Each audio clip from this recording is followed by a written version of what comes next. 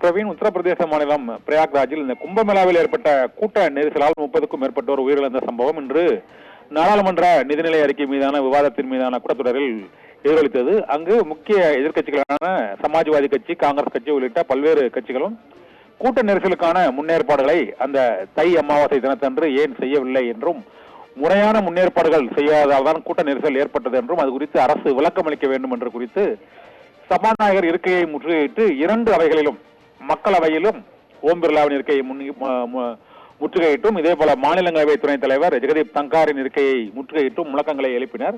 கேள்வி நேரத்திற்கு பிறகு இதற்கு பதில் அளிக்கப்படும் என எதிர்பார்க்கப்பட்ட சூழ்நிலையில் அந்த நேரத்திலும் 0 அவையிலும் இதற்கான உரிய பதிலை அந்த துறை சார்ந்த அமைச்சர்கள் அளிக்கவில்லை. இதை கண்டித்து மாநிலங்களவையிலிருந்து எதிர்க்கட்சி உறுப்பினர்கள் வெளிநடப்பு செய்திருக்கிறார்கள்.